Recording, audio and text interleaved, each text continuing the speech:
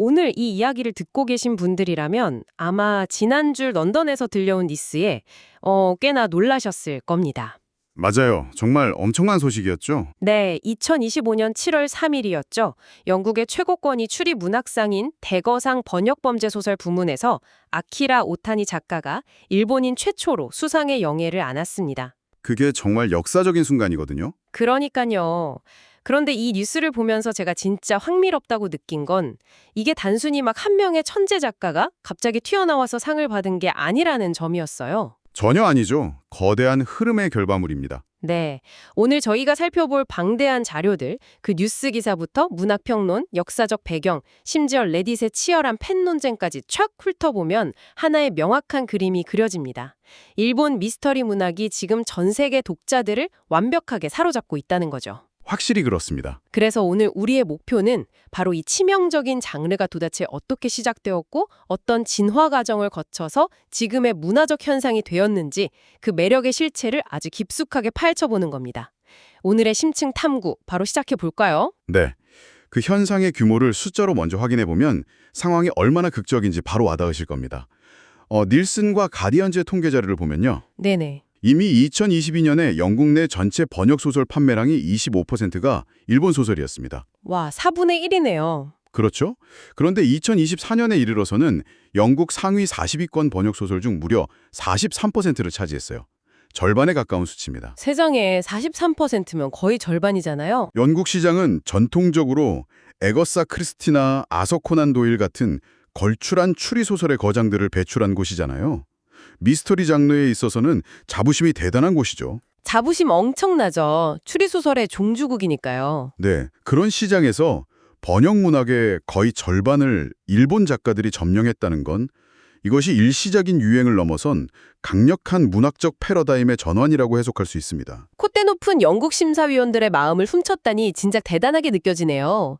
그렇다면 도대체 어떤 작품이길래 그런 성과를 낸 걸까요? 이번 수상작인 바바야가의 밤을 보면 설정부터가 범상치 않죠. 맞아요. 주인공이 무려 야쿠자 공주의 경호원이 된 혼혈 여성 격투기 선수예요. 게다가 퀴어 스릴러물이라는 꼬리표가 붙어있죠.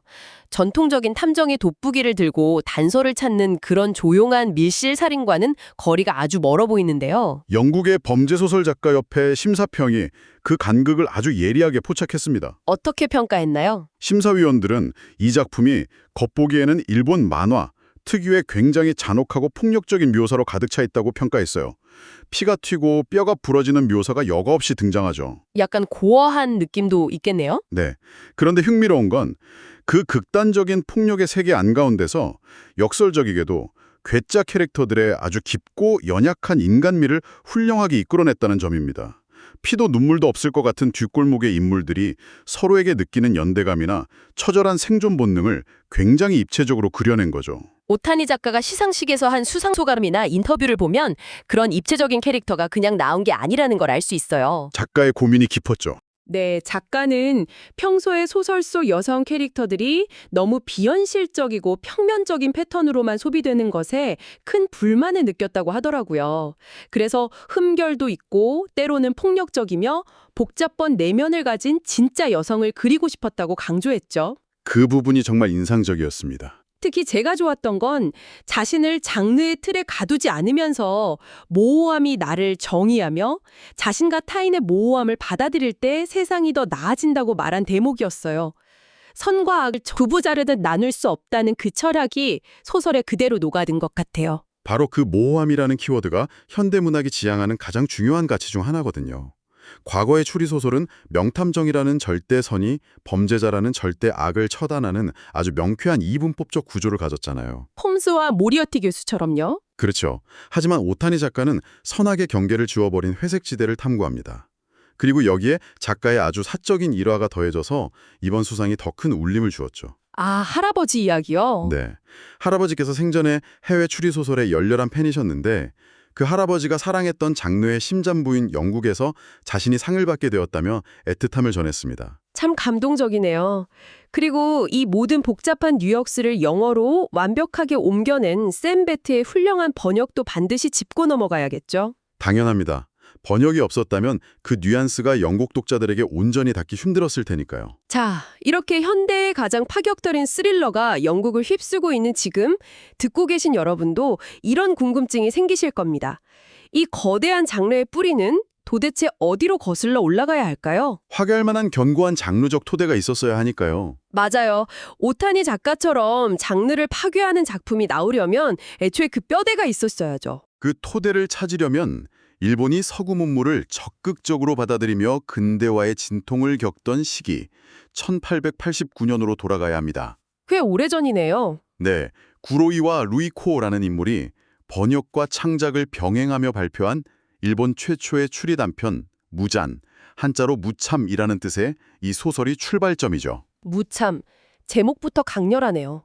그리고 이 장르가 일본만의 독특한 색채를 입기 시작한 결정적인 계기는 오카모토 기도의 한시치 체포록이 등장하면서부터입니다. 한시치 체포록이요? 배경이 에도 시대니까 대략 1840년대에서 60년대 사이잖아요. 사무라이들이 칼을 차고 다니던 시절의 탐정이라니. 꽤나 이질적인 조합 같은데요? 그 이질감이 바로 핵심 매력입니다. 당시 일본은 전통 사회에서 서구식 근대 국가로 넘어가는 거대한 충돌의 시기였어요. 혼란스러웠겠네요. 주인공 한시치 교원감은 도쿄의 옛 이름인 에도를 무대로 활동하는데요. 사람들이 여전히 요괴나 귀신 같은 초자연적인 현상을 굳게 믿는 사회입니다. 살인사건이 나면 이건 여우 귀신의 짓이다 이러면서요. 딱 그렇습니다. 수군거리는 분위기죠. 그런데 한시치는 그 미신이라는 껍데기를 벗겨내고 인간의 탐욕이나 원한이라는 진짜 동기를 펼칩니다. 흥미로운 건 그가 완벽한 근대적 인물은 아니라는 거예요. 과도기적인 인물인가요? 네, 서양의 태양력이 도입되는 시대의 흐름 속에서도 고집스럽게 전통적인 달력을 사용하는 등 과거의 형수와 근대의 이성 사이에 걸쳐있는 인물로 그려집니다. 구시대와 신시대의 충돌을 추리소설의 틀을 빌려 보여준 거군요. 역사 미스터리 하니까 자연스럽게 이케나미 쇼타로의 검객장사가 떠오릅니다.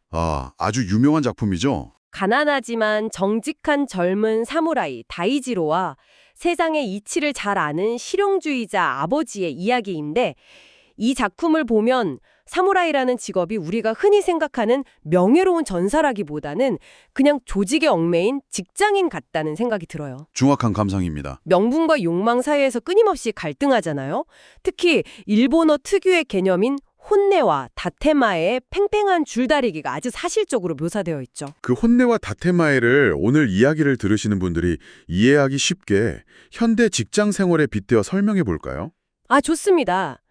회사에서 부당한 업무 지시를 내렸을 때 겉으로는 네, 알겠습니다. 팀을 위해 최선을 다하겠습니다. 라고 말하는 사회적 체면과 거칠애가 다테마에입니다. 사회생활의 기본이죠. 하지만 속으로는 이건 말도 안 되는 일이야. 당장 때려치우고 싶다고 분노하는 진짜 본심이 혼내죠. 매일매일 느끼는 감정이네요. 무사도라는 거창한 대의명분에 목숨을 걸어야 하는 사무라이들도 결국 인간이기에 개인의 생존과 욕망이라는 혼내를 품고 있었습니다.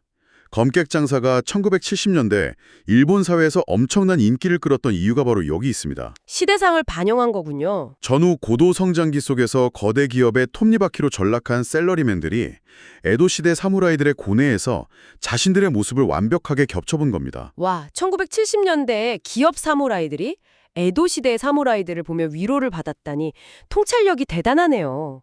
그런데 이런 역사적인 분위기를 넘어 본격적으로 논리적이고 과학적인 수사를 장르 전면에 내세운 인물은 따로 있잖아요. 누군지 바로 알 것 같네요. 이름부터가 벌써 서양 추리소설의 거장에 대한 엄청난 오마주인 작가 에도가와 람포요. 네, 에드거 앨런 포의 이름을 일본식으로 발음해서 필명으로 삼은 에도가와 람포는 근대 추리소설의 아버지로 불립니다. 1923년에 데뷔했죠. 네, 이전 동전이라는 작품으로 데뷔하면서 서구의 엄밀한 논리적 추리를 도입하죠. 그가 창조한 명탐정 아케치 고고로, 그리고 셜록 홈즈의 베이커가 소년단에서 모티브를 따온 소년탐정단, 마지막으로 비폭력적이지만 변장술의 천재인 괴인 20면상의 대결 구도는 대중문화를 완전히 장악했습니다. 궤도 루팡 같은 느낌이네요. 람포의 위대함은 단순히 서구의 방식을 모방한 데 그치지 않고 거기에 일본 특유의 습하고 귀괴하며 감성적인 정서를 절묘하게 융합해 독자적인 미스터리 미학을 완성했다는 데 있습니다.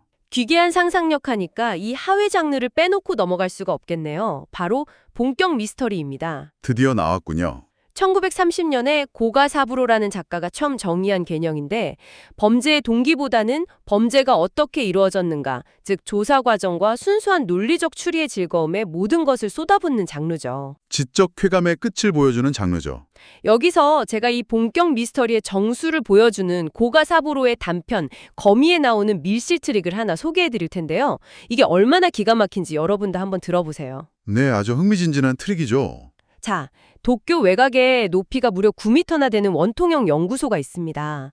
치지카와 교수라는 사람이 자신을 무시하던 시오미 교수를 죽이려고 아예 건물을 함정으로 설계한 거예요. 스케일이 엄청나네요. 치지카와는 시오미를 이 연구소로 초대한 뒤에 맹독성 거미에 대한 무시무시한 이야기를 늘어놓아서 극도의 공포심을 심어줍니다.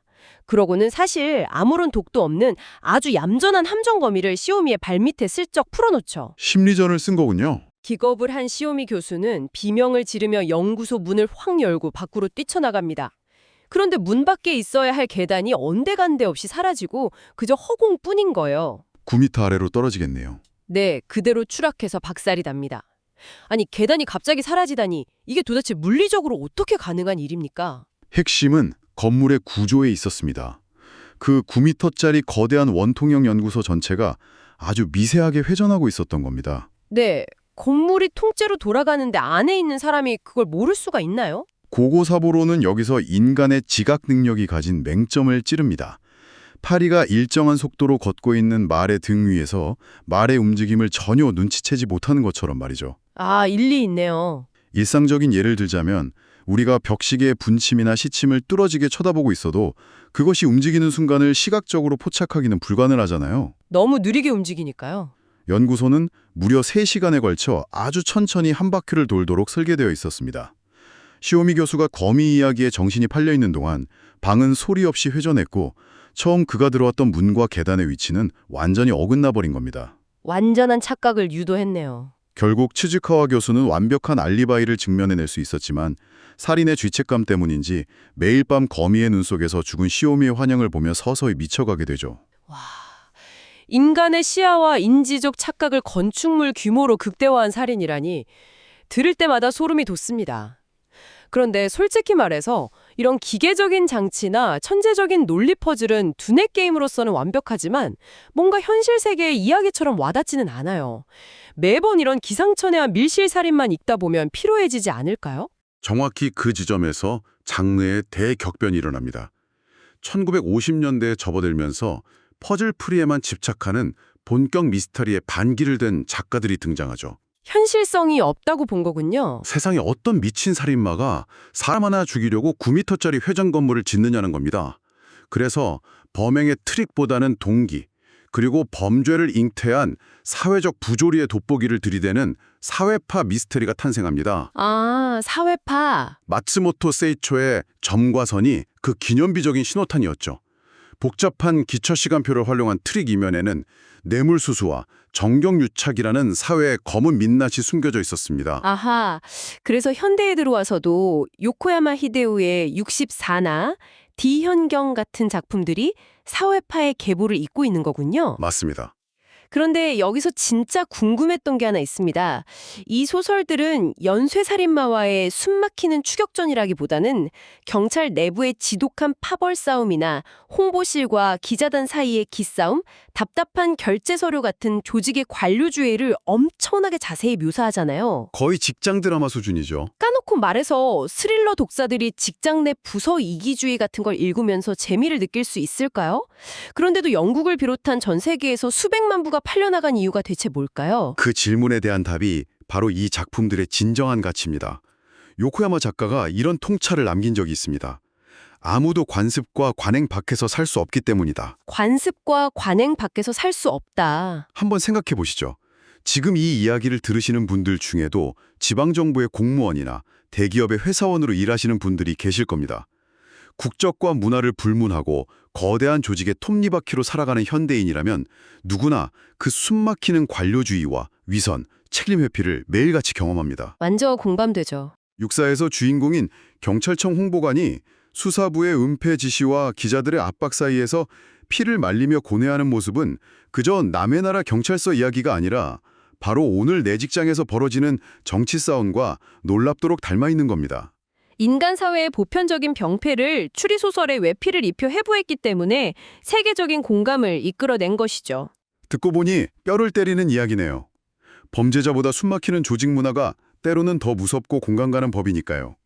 하지만 추리소설 팬들의 마음이라는 게 참 갈대 같아서 사회 비판도 좋지만 순수하게 머리를 굴리며 범인을 찾는 그 쫀득한 두뇌 싸움을 다시 그리워하게 됩니다. 그래서 사이클이 다시 도는 거죠. 네, 그렇게 1980년대에 다시 클래식으로 회귀하는 신본격 붐이 폭발합니다.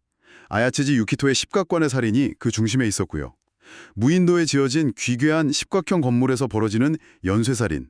타임지가 선정한 100대 미스터리에 오를 만큼 전 세계 독자들의 뒤통수를 얼얼하게 만들었습니다. 신본격의 등장 이후 일본 미스테리는 말 그대로 장르의 해체와 융합을 거듭하며 폭발적으로 진화합니다. 조원구 교수의 학술 논문에 인용된 우부카타 토우의 12인의 죽고 싶은 아이들을 볼까요? 네, 이 작품은 4차 산업혁명 시대에 탐정의 역할이 어떻게 변했는지를 완벽하게 보여줍니다. 과거의 탐정들이 돋보기를 들고 현장에 지능 묻은 발자국을 찾았다면 이 소설 속 아이들은 스마트폰 하나로 접속 기록을 뒤지고 SNS를 교차 검증하는 검색형 탐정으로 활약합니다. 방구석 탐정들이네요. 고전적인 플롯이 현대의 디지털 환경에 맞춰 어떻게 재창조되는지 보여주는 훌륭한 사례죠. 진화의 방향이 하나도 아니라는 게 정말 재밌어요. 때로는 아주 불쾌한 방향으로 파고들기도 하잖아요. 미나토 가나에의 고백 같은 작품이 대표적인데 일명 이아미스라고 부르죠. 다 읽고 나면 기분이 몹시 찝찝하고 불쾌해지는 미스터리요. 인간의 어두운 면을 극대화한 장르죠. 인간 내면의 가장 어둡고 추악한 질투나 악애를 현미경으로 들여다보듯 파헤치는데 신기한 건 눈살을 찌푸리면서도 다음 장을 넘기는 손을 멈출 수가 없다는 거예요. 이 외에도 요네자와 호노부의 빈과처럼 살인이나 피 한 방울 없이 삽살함한 10대들의 청춘 이면을 추리물로 풀어내는 일상 미스터리도 있고요. 기리노 나스오의 아웃 같은 작품도 빼놓을 수 없죠. 맞아요. 벼랑 끝에 몰린 여성들의 일탈과 연대를 그린 페미니즘 하드보일드까지 그 스펙트럼이 무한대로 확장되고 있습니다. 이렇게 성인 독자들을 위한 장르가 복잡하게 뻗어나가는 동안 대중문화의 최전선이라고 할 수 있는 만화와 애니메이션 시장에서도 지각 변동이 일어나고 있었습니다. 아주 전설적인 라이벌 구도가 팬들의 가슴을 뛰게 했죠. 제가 레딧에서 팬들이 밤을 새우며 키보드 배틀을 벌였던 스레드를 하나 가져왔습니다. 1992년에 혜성처럼 등장한 소년탐정 김전일, 그리고 이를 정면으로 견제하며 1994년에 연재를 시작한 명탐정 코난의 대결입니다. 세계의 대결이죠. 오늘 이 이야기를 들으시는 분들 중 만화나 애니메이션에 조금이라도 관심이 있다면 절대 모를 수가 없는 두 천재 소년 탐정이죠. 레딧 팬들의 날카로운 분석을 종합해보면 이 두 작품은 추리물이라는 같은 장르를 공유하면서도 범죄를 대하는 태도와 서사의 방향성이 완전히 극명하게 갈립니다. 어떻게 다른가요? 김전일은 앞서 우리가 이야기했던 전통적인 본격 미스토리의 적통을 잇고 있습니다. 주인공 자체가 일본 고전 추리의 전설인 긴다이치 코스케의 손자라는 설정부터가 상징적이죠. 밀폐된 눈 덮인 산장이나 외딴 섬 같은 귀괴한 밀실 퍼즐을 던져주고 일본 특유의 민속학적인 호러 요소를 아주 짙게 깔아둡니다. 분위기 자체가 으스스하죠. 하지만 무엇보다 가장 큰 특징은 살인자의 동기에 있습니다. 범인의 과거에 얽힌 지독하게 슬프고 억울한 사연을 아주 깊이 있게 묘사해서 독자가 살인자에게 깊은 연민과 동정심을 느끼게 만들죠. 짠한 범인들이 많아요. 그래서 김전일이 모든 진실을 밝혀내고 나면 코너에 몰린 범인이 모든 것을 체념하고 스스로 목숨을 끊는 비극적인 결말이 자주 등장합니다. 반면에 코난은 전혀 다릅니다. 물론 추리가 중심이긴 하지만 스케이트보드를 타고 자동차를 추격하거나 축구공으로 범인을 때려잡는 등 때로는 미국 할리우드의 첩보물이나 액션 어드벤처 느낌이 훨씬 강하죠. 액션 스케일이 다르죠. 그리고 두 작품의 세계관을 가르는 가장 결정적인 차이점이 있습니다. 코난은 어떠한 경우에도 설령 범인이 아무리 악랄할지라도 그가 자살하도록 내버려두지 않습니다. 맞습니다. 이것은 정의와 단죄에 대한 현대사회의 시각 변화를 고스란히 반영하고 있습니다. 시각 변화요? 과거에는 비극적인 동기를 가진 범인이 스스로 죽음을 선택하는 것이 일종의 서사적인 완결성이나 문학적 여운으로 소비되었다면 코난은 진실을 끝까지 밝혀내어 범인이 살아있는 채로 법의 심판을 받고 자신의 죄를 직시하게 만드는 것이 탐정의 진정한 책무라고 역설합니다. 시대가 요구하는 정의의 형태가 달라진 것이죠. 같은 소년 탐정물인데도 이렇게 정의를 바라보는 렌즈가 다르다는 게 곱씹을수록 대단하네요. 지금까지 우리가 19세기 구로이와 루이코의 조악한 번역물부터 시작해서 에도 시대의 주술을 타파한 한시치, 1920년대 람포의 서구적 수사법, 조직의 부조리를 고발한 요코야마 히데오의 사회파, 거쳐 오늘날 오타니 아키라의 영국 대거상 수상자까지 정말 쉼없이 달려왔습니다. 이 긴 여정을 되짚어보면 하나의 분명한 사실이 떠오릅니다. 일본 미스터리의 진화 과정은 단순히 방 한가운데에 있는 시체를 두고 누가 범인인가를 묻는 단편적인 수수께끼 놀이가 아니었습니다. 훨씬 더 깊은 의미가 있었죠. 사무라이들의 억압된 욕망, 관료사회의 숨막히는 폭력, 인간 내면의 이중성, 그리고 우리가 맹신하는 논리와 이성의 한계가 어디까지인지를 끊임없이 탐구하고 부수어온 아주 치열한 문학적 투쟁의 역사였습니다. 오늘 우리가 함께 살펴본 이 수많은 소설 속 비극들은 대부분 주인공들이 답답한 사회적 억압이나 빠져나갈 수 없는 완고한 관습의 벽에 갇혀 있을 때 폭발했습니다. 그렇다면 마지막으로 오늘 이 깊은 여정을 함께 해주신 여러분께 아주 도발적인 질문을 하나 던지고 싶습니다. 흥미로운 질문이겠네요. 모든 정보가 유리알처럼 투명하게 공개되고 스마트폰 검색 한 번이면 진실에 닿을 수 있으며 CCTV와 소셜미디어를 통해 우리 모두가 서로를 실시간으로 감시하는 현대의 이 거대한 초연결 사회.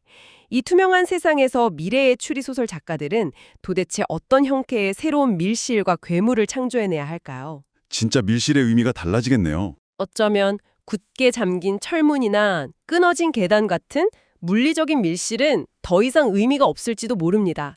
현대인에게 가장 완벽하고 결코 탈출하기 힘든 밀실은 알고리즘이 떠먹여주는 정보에 갇혀 오직 자신이 믿고 싶은 진실만 바라보며 괴물이 되어가는 우리 각자의 머릿속, 그 정보 필터 버블이 아닐까요? 섬뜩하지만 뼈 있는 통찰이네요. 오늘 다뤘던 작품들 중 하나라도 흥미가 생기셨다면 여러분도 꼭 한번 직접 펼쳐보시길 권합니다. 네. 오늘 밤은 고가사부로의 회전하는 연구소나 아야주지의 십각관에서 지적 유희를 즐겨보시는 것도 좋겠네요. 여러분의 지적 갈증이 조금이나마 해소되었기를 바라면서 오늘의 심층 탐구는 여기서 모두 마치겠습니다. 끝까지 함께해 주셔서 감사합니다.